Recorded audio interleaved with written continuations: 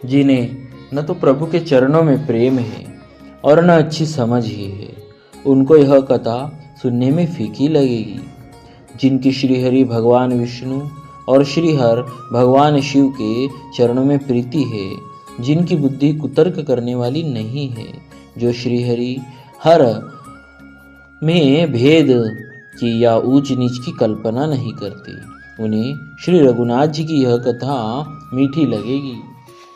सज्जनगण, इस कथा को अपने जी में श्री राम जी की भक्ति से भूषित जानकर सुंदर वाणी से सराहना करते हुए सुनेंगे।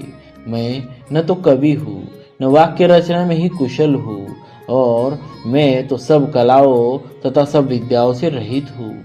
नाना प्रकार के अक्षर, अर्थ और अलंकार, अनेक प्रकार की छंद रचना, भाव और रसों के अपार भेद और कविता के भांति भांति के गुण दोष होते हैं।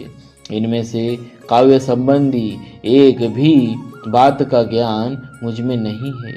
यह मैं कोरे कागज पर लिखकर शपथ पूर्वक सत्य सत्य कहता हूँ। मेरी रचना सब गुणों से रहित है। इसमें बस जग प्रसिद्ध एक गुण है।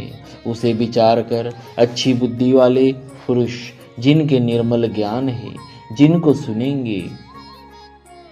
इसमें श्री रघुनाथ जी का उदार नाम है, जो अत्यंत पवित्र है, वेद पुराणों का सार है, कल्याण का भवन है और अमंगलों को हरने वाला है, जिसे पार्वती जी सहित भगवान शिव जी सदा जपा करते हैं।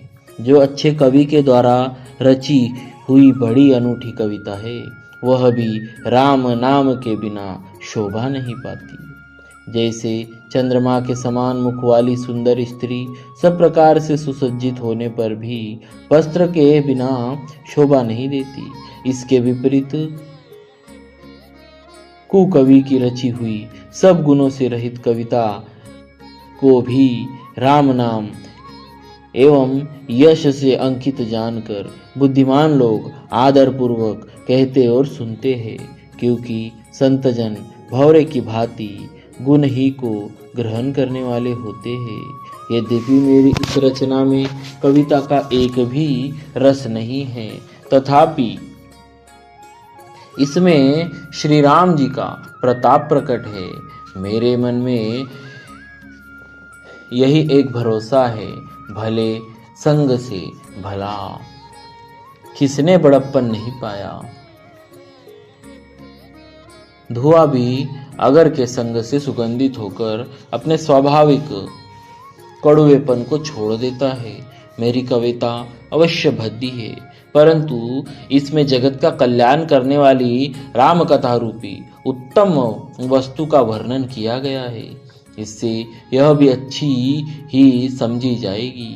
तुलसीदास जी कहते हैं कि श्री रघुनाथ जी की कथा कल्याण करने वाली और कलयुग के पापों को हरने वाली है।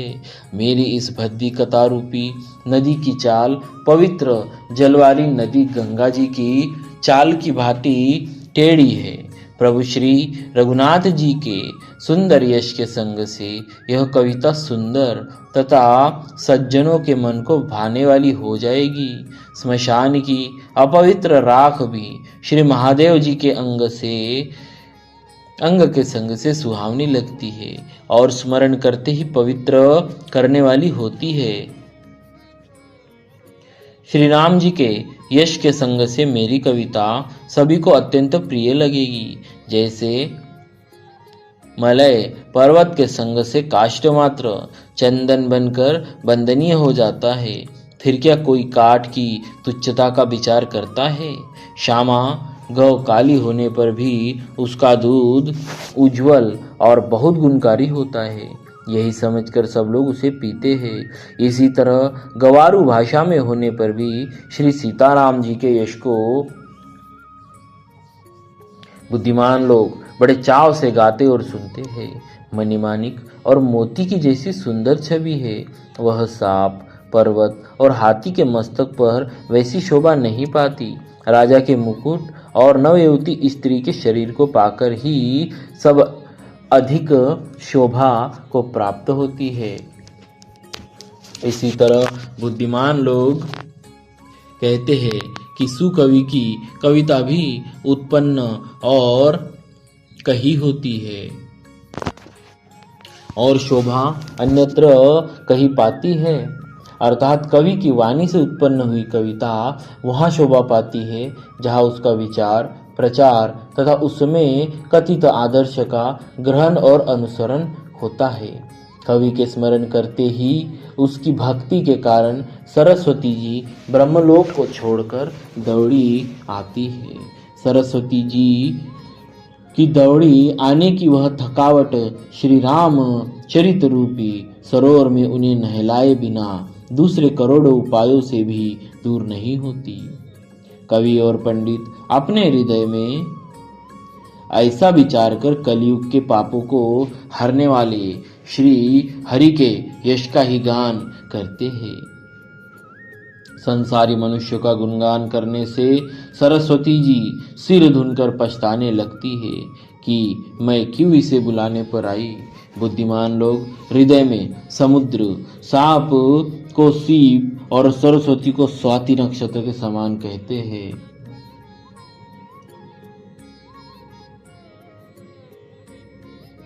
बुद्धिमान लोग हृदय को समुद्र, बुद्धि को सीप और सरस्वती को स्वाति नक्षत्र के समान कहते हैं।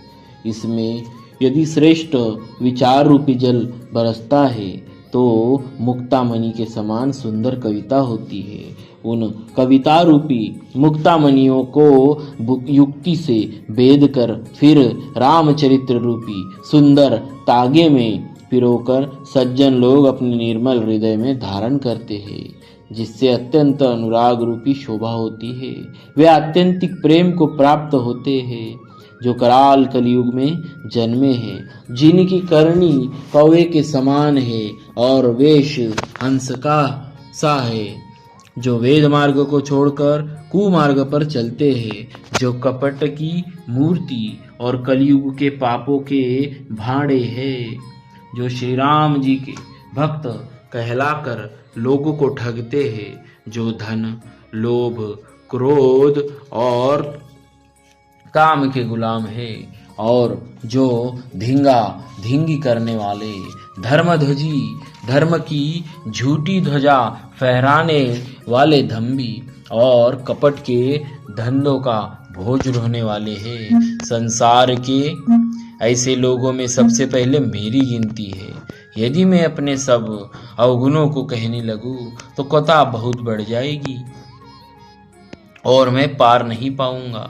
इससे मैंने बहुत कम अवगुणों का वर्णन किया है। बुद्धिमान लोग थोड़े ही में समझ लेंगे। मेरी अनेकों प्रकार की विनती को समझकर कोई भी इस कथा को सुनकर दोष नहीं देगा। इतने पर भी जो शंका करेंगे वे तो मुझसे भी अधिक मूर्ख और बुद्धि के कंगाल है। मैंने तो कवि हूँ, न चतुर कहलाता हूँ। अपनी बुद्धि के अनुसार श्री राम जी के गुण गाता हूँ।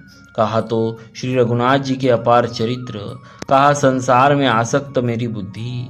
जिस हवा से सुमेरु जैसे पहाड़ उड़ जाते हैं, कहिए तो उसके सामने रुई किस गिनती में है। श्री राम जी की असीम प्रभुता को समझकर कथा रचने में मेरा बहुत मन हिचकता है। सरस्वती जी, शेष जी, शिव जी, ब्रह्मा जी, शास्त्र, वेद और पुराण ये सब नेति नेति कहकर पार नहीं पाकर ऐसा नहीं कहते हुए सदा जिनका गुणगान किया करते हैं। यद्यपि प्रभु श्री रामचंद्र जी की प्रभुता को सब अकथनीय ही जानते हैं, तथापि बिना कहे कोई नहीं रहा। इसमें वेद ने ऐसा कारण बताया है कि भजन का प्रभाव बहुत तरह से कहा गया है, अर्थात भगवान की महिमा पूरा वर्णन तो कोई कर नहीं सकता, परंतु जिसने जितना बड़े बन पड़े उतना भगवान का गुणगान करना चाहिए, क्योंकि भगवान के गुणगान रूपी भजन का प्रभाव बहुत ही अनोखा है। उसका नाना प्रकार से शास्त्रों में वर्णन है। थोड़ा सा भी भगवान का भजन मनुष्य को सहज ही भवसागर से तार देता है। बोलिए श्री सीताराम जी महाराज।